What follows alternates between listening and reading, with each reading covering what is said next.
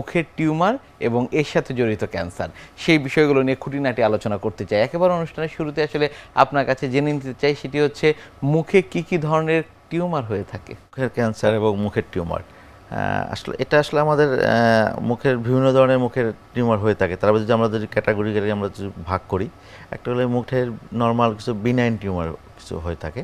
তো benign tumour ভিতরে বিভিন্ন রকম হতে পারে, যেমন মুখের সফট টিস্যুর ভিতর হতে পারে, যেমন মুখের ভিতরে একটা হলো গিয়ে অনেকগুলো গ্ল্যান্ড থাকে, মাইনর আর মেজর স্লাইভারি গ্ল্যান্ডে অনেক সময় এটা হতে পারে। তারপর বনের ভিতরে আমাদের বিভিন্ন ধরনের বিনাইন, যেমন একটা নর্মাল অস্টাইটিসের মতো একটা হতে পারে।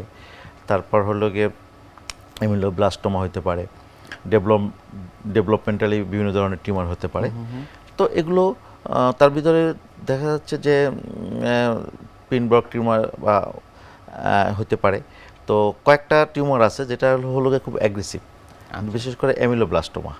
হ্যাঁ, তো এটার ট্রিটমেন্টটা একটু সাধারণত একটু জটিল, সব কিছুই আমাদের এক্সিশন করতে হয়। কিন্তু এমিলোব্লাস্টোমাতে দেখা যাচ্ছে যে ওদের মানে যখন এটা স্টার্ট হয় খুব অ্যাগ্রেসিভ থাকে, দেখা যায় দাঁতের রুট সহ ওরা রিজলভ করে ফেলে, যেই কারণে আমাদের মানে একটা হেলদি বোন সহ একটা এরিয়া সহ এটা আমাদের ফেলে দিতে হয়। সেক্ষেত্রে দেখা যাচ্ছে অনেক ক্ষেত্রে আমাদের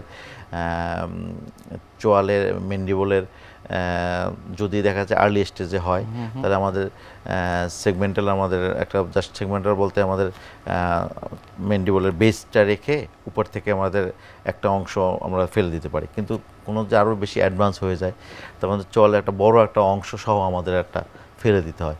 সেক্ষেত্রে আমাদের কন্ট্যুর ঠিক করার জন্য দেখা যাচ্ছে যে আমাদের বোন গ্রাফট করতে হয়। সেক্ষেত্রে আমরা সাধারণত আমাদের ইলিয়াক টেস্ট আমরা সাধারণত এটা প্রেফার করি, এটাও করি।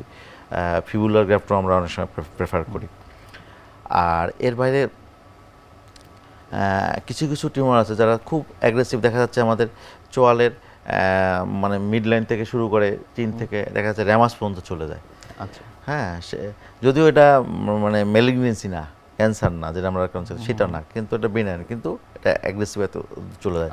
সেক্ষেত্রে আমাদের এক্সিশন করে আমাদের চোয়ালটা মানে আমার আগের অবস্থায় আমাদের রিকনস্ট্রাকশন করতে হয়। সেক্ষেত্রে আমাদের আজকালকার আমরা অনেক ম্যাক্সিলোফেশিয়ালের মোটামুটি সার্জনরা এবং অনেক সময় প্লাস্টিক সার্জনের হেল্প নেওয়া থাকে, যে ফিবুলার গ্রাফট করে থাকি আমরা, ভাস্কুলার গ্রাফট। হ্যাঁ, সেটা অনেক ভালো আউটকাম পাওয়া যায়। পেশেন্ট দেখা যাচ্ছে যে কোনো কারণে চোয়ালের একটা অংশ ফেলে দিতে হচ্ছে অর্ধেক, সেক্ষেত্রে আমরা যে আবার ভাস্কুলার যে ফিবুলার গ্রাফটটা করে থাকি, সেখান থেকে আবার চোয়ালটাকে ফিবুলার একটা অংশ দিয়ে আমরা চোয়ালটাকে আবার আগের মতো করে আমরা বিল্ড আপ করে নিতে পারি, এবং পেশেন্টও সে আগের অবস্থায় চলে আসে। তারপর আমরা চোয়ালের মুখের শেপটা, হ্যাঁ, মুখের কন্ট্যুরটা আবার সুন্দর। অনেকেই চায় যে হ্যাঁ আমাদের অপারেশন হয়েছে, মুখটা যে আগের মতো হইলো। কোনো কারণে এমনও দেখা যাচ্ছে যে এমিলোব্লাস্টোমা হয়ে একদম হিউজ বড় চোয়ালটা একদম বড় হয়ে যায়, দেখতে খুব বাজে লাগে। অনেক সময় দেখা যাচ্ছে এতই অ্যাগ্রেসিভ হয়, চোখের একটা অংশ, চিনের একটা সব পুরো ঢেকে যায়। তো ওইটাকে আমরা সাধারণত এটা টিউমারটাকে এক্সারসাইজ করার পরে আবার রিকনস্ট্রাকশন করে আবার সুন্দর আবার মুখের অবয়বটা ঠিক করতে পারি। এক্ষেত্রে আমাদের এই ট্রিটমেন্টটা এখন আমরা অহরহ বাংলাদেশে হচ্ছে। হ্যাঁ, চিকিৎসা বিজ্ঞানের ম্যাক্সিলোফেশিয়াল সার্জারি এটা অনেক ডেভেলপ হয়েছে। আর একটা হলো গিয়ে আমাদের মুখের ক্যান্সার, এটা একটা আমাদের খুব বার্নিং ইস্যু। একটা ক্যান্সার তো সবাই এটা ভয় পায়, এটা স্বাভাবিক, কারণ ক্যান্সারের ট্রিটমেন্টের সাথে ভয় জড়িত, রাইট। হ্যাঁ, মানুষও খুব ভয় পেয়ে যায় যে হ্যাঁ ক্যান্সার হলো একটাই, যে কি হলো পুরো ফ্যামিলিতে আতঙ্ক, রুগীও মানসিকভাবে ভেঙে পড়ে যে আমি ক্যান্সার হয়েছে, আমি বাঁচবো কিনা।